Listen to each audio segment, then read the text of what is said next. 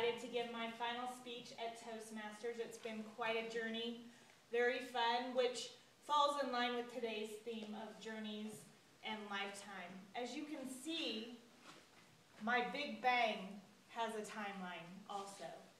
And this is a timeline about my life and my hair, and mostly about my bangs. When I was born, as you can see, I was a cute little baby back in the 60s. I was born a conehead, my mom said. I was in her birth canal for 36 hours and finally came out to have a pointed head. I think my mom started me on the path of bangs because of my oddly shaped head. As I grew older, my mom would always trim my bangs straight across. My entire childhood, I had the two ponytails and the straight across bangs. It was a perfect hairdo for a little girl. No big deal, had fun with just the ponytails, the braids, and that was the look that I had, and really did not have much fuss or mess until I became older. As I became older, girls like to play with their hair and do all sorts of different things with the hair. And that's where some of my problems began. As you can see in elementary school, my hair was good. This picture was me trying to have my hair super straight behind my shoulders to make it look extra long, and I was trying to look sophisticated. This was about 4th grade. It's very cheesy, and my children make fun of me quite often because that hangs in our house. And you can see my hair is red at that point. Where the story kind of begins to go wrong is junior high. And the picture here is missing. And what happened in junior high was we went on an 8th grade field trip. And I don't know if any of you had the opportunity to do that in 8th grade, but we went with our whole 8th grade class to Washington, D.C. I have stick straight hair. So in Washington, D.C., back in 8th grade, we had feathered hair and big bangs curled under. Went to Washington, D.C., where it was really humid, and my hair went straight down. I tried to curl it, it would uncurl, so I decided I'm going to go to the gift shop and see if they have any scissors I could borrow.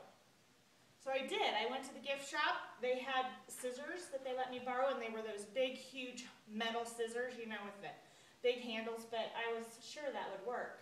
So I wet my bangs down and decided to do them straight across how my mom had always done as a little girl. So I just kind of chopped across, pulled my bangs down, used a comb to get the edge perfect. It looked good as I was doing that, but as my hair dried, my hair also shrank. So I had little shorty bangs up to here, and it was quite embarrassing because in 7th grade, you know, the boys are all cute, and I actually did have a boyfriend that trip that we ended up breaking up, and it might have been because my bangs shrunk. It was horrible. Got off the bus, got home. My mom's like, "What the heck did you do to your hair? You look like a 2-year-old." I had trimmed my girlfriend's hairs with those scissors too, but theirs didn't turn out as bad as mine. So therefore, ugly bangs in junior high. High school, continuing to mess with these bangs of mine. It was okay, sort of, because it was the 80s and big bangs were in. But I had a girlfriend whose mom owned a beauty salon. And she said, "Why don't you let me perm your bangs?" And I said, "Okay." You know, it makes the bangs bigger and more curly and fluffy, and you can curl them and smooth them out. They don't have to be the spiral perm that we all got. So I went to her house, and her mom let her use the supplies, and she put perm rods in my bangs. And a normal perm would take, I don't know, anywhere from half an hour to an hour to process. She left the perm on my hair for 4 hours because she said it was not taking, and she tested it. So we went to Burger King, and we played games and watched TV, and finally she took them out, and my bangs were just crispy, fried. So this is my senior picture in high school, which the bangs are a little bit good, but a lot bad. And it's part of the whole fried bang thing. And if you saw it, it was like poodle hair, just right in the front of my hair. Just crispy, crispy, crispy little bangs.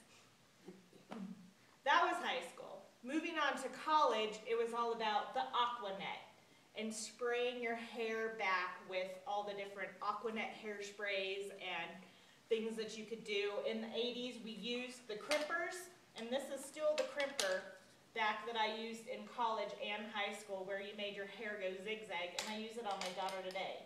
But every time you use this, you damage your hair. You change your hair color and everything else, but it makes for fun hair. So college, the big thing was spraying your hair with a blow dryer after you curl it and spraying Aquanet at the same time, which caused the beautiful hair of, I don't know what happened. It looks like a big tumbleweed on top of my hair. Out of control sorority picture. Those days got better, my hair got better, but I was still into coloring, cut and coloring.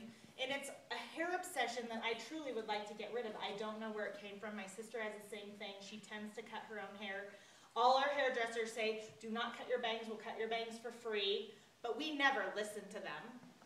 So this is a beautiful picture of me almost currently after I decided to flat iron my bangs, because now, these days, any of you who have wives or girlfriends know that flat iron is in look, where you take this flat iron and you take a silkening serum, which should be approved for heat, which the one that I used was not approved for heat, and I put it on my hair and continued to just flat iron the sides, and I got to my bangs, which are over-processed, over-colored, over everything.